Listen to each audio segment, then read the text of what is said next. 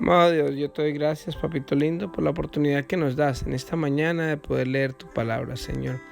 Gracias, papito hermoso, por ser tan bueno con nosotros, por dejarnos tu palabra, Señor, para que podamos aprender de ella, Señor, y poder establecer tu reino aquí en la tierra, Señor. Te doy gracias, Padre amado, en el nombre de Jesús. Amén y amén. Muy buenos días a todos. Estamos saludándoles desde mi tiempo con Dios. Devocional que hacemos desde su comunidad cristiana La Roca de Betel. Venimos leyendo el libro de Mateo y hoy vamos a leer el capítulo 13, los versículos finales del 31 al 58. Parábola de la semilla de mostaza. La siguiente es otra ilustración que usó Jesús. El reino del cielo es como una semilla de mostaza sembrada en un campo. Es la más pequeña de todas las semillas, pero se convierte en la planta más grande del huerto. Crece hasta llegar a ser un árbol y vienen los pájaros y hacen nido en las ramas. Parábola de la levadura. Jesús también usó la siguiente ilustración. El reino del cielo es como la levadura que utilizó una mujer para hacer pan. Aunque puso solo una pequeña porción de levadura en 3 medidas de harina, la levadura impregnó toda la masa. Jesús siempre usaba historias e ilustraciones como esas cuando hablaba con las multitudes. De hecho, nunca les habló sin usar parábolas. Así se cumplió lo que había dicho Dios por medio del profeta. Les hablaré en parábolas, les explicaré cosas escondidas desde la creación del mundo. Explicación de la parábola del trigo y la maleza. Luego Jesús dejó a las multitudes afuera y entró en la casa. Sus discípulos le dijeron: «Por favor, explícanos la historia de la maleza en el campo». Jesús respondió: «El Hijo del Hombre es el agricultor que siembra la buena semilla. El campo es el mundo y la buena semilla representa a la gente del reino. La maleza representa a las personas que pertenecen al maligno. El enemigo que sembró la maleza entre el trigo es el diablo. La cosecha es el fin del mundo y los cosechadores son los ángeles. Tal como se separa la maleza y se quema en el fuego, así será en el fin del mundo. El Hijo del Hombre enviará a sus ángeles y ellos quitarán del reino todo lo que produzca pecado y a todos aquellos que hagan lo malo. Y los ángeles los arrojarán al horno ardiente, donde habrá llanto y rechinar de dientes. Entonces los justos brillarán como el sol en el reino de su Padre. El que tenga oídos para oír, que escuche y entienda». Parábolas del tesoro escondido y de la perla. El reino del cielo es como un tesoro escondido que un hombre descubrió en un campo. En medio de su entusiasmo, lo escondió nuevamente y vendió todas sus posesiones a fin de juntar el dinero suficiente para comprar el campo. Además, el reino del cielo es como un comerciante en busca de perlas de primera calidad. Cuando descubrió una perla de gran valor, vendió todas sus posesiones y la compró. Parábola de la red para pescar. También el reino del cielo es como una red para pescar que se echó al agua y atrapó toda clase de peces. Cuando la red se llenó, los pescadores la arrasaron a la orilla, se sentaron y agruparon los peces buenos en cajas, pero desecharon los que no servían.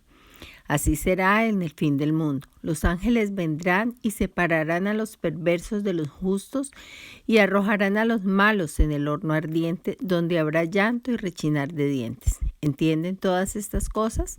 Sí, le dijeron, las entendemos. Entonces añadió: «Todo maestro de la ley religiosa que se convierte en un discípulo del reino del cielo es como el propietario de una casa que trae de su depósito joyas de la verdad, tanto nuevas como viejas». Jesús es rechazado en Nazaret. Cuando Jesús terminó de contar esas historias e ilustraciones, salió de esa región. Regresó a Nazaret, su pueblo. Cuando enseñó allí en la sinagoga, todos quedaron asombrados y decían: «¿De dónde saca esa sabiduría y el poder para hacer milagros?». Y se burlaban: «No es más que el hijo del carpintero, y conocemos a María, su madre, y a sus hermanos Santiago, José, Simón y Judas. Todas sus hermanas viven aquí mismo entre nosotros. ¿Dónde aprendió todas estas cosas?». Se sentían profundamente ofendidos y se negaron a creer en él. Entonces Jesús les dijo: Un profeta recibe honra en todas partes, menos en su propio pueblo y entre su propia familia. Por lo tanto, hizo solamente unos pocos milagros allí debido a la incredulidad de ellos. Bueno, este es el final del capítulo 13 del libro de Mateo. Y en el versículo 31 empieza a hablar el Señor acerca de la parábola de la semilla de mostaza.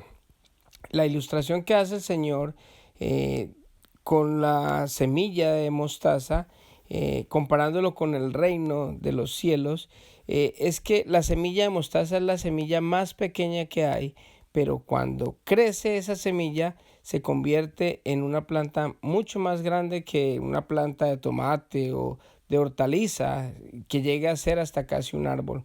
Y esto está haciendo referencia al Señor, es al ministerio, el ministerio que Él está empezando. En ese momentico es muy pequeñito, porque hace 2000 años, cuando el Señor empezó a predicar, estaba siendo un rabino, digámoslo así, en Israel, y apenas estaba empezando con 12 personas, pero hoy en día el reino de los cielos se ha extendido por muchas naciones, y hoy somos miles de millones los cristianos, los que hemos creído en el Señor, que empezó simplemente con 12 personas, pero ahora está extendido. Y de hecho, una de las profecías que hay es que cuando ya todo el mundo haya escuchado del Señor, Jesús pues, va a hacer su segunda venida.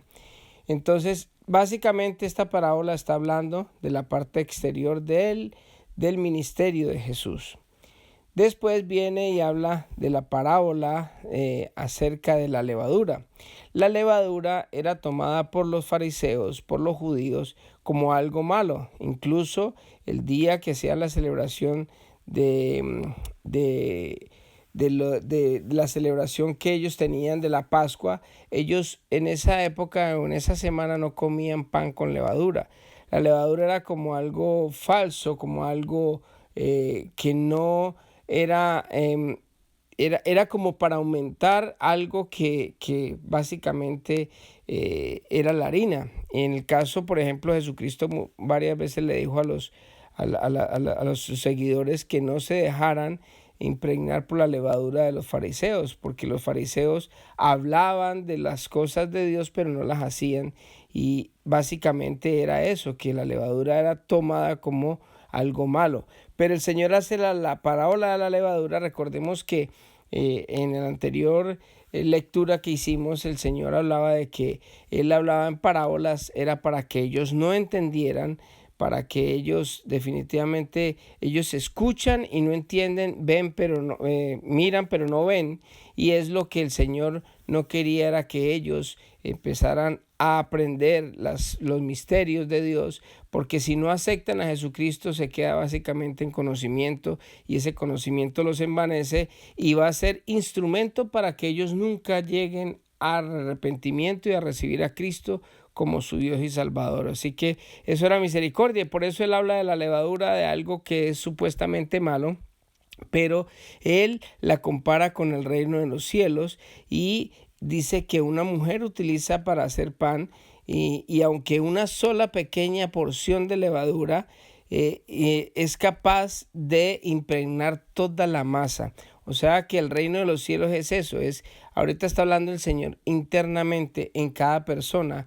Está diciendo que la levadura, cuando entra la masa y empiezan a amasarla, desde adentro hacia afuera empieza a llenar toda la masa y queda toda leudada, o queda toda untada, impregnada de levadura, y es lo que el Señor hace con nosotros de adentro hacia afuera. El reino de los cielos es como eso, como esa mujer que le echó esa levadura para que nosotros podamos tener, estar impregnados de adentro hacia afuera del amor de Dios, de lo que Dios tiene para nosotros, y es lo que el Señor quiere explicar. La semilla de mostaza es externamente en el ministerio, y la levadura es internamente en nosotros, como nosotros lo apreciamos, de que el Señor hace ese trabajo de adentro hacia afuera con cada uno de los que hemos recibido a Jesucristo como Dios y Salvador. Después viene la explicación de la parábola del trigo y la maleza, que fue la que leímos ayer,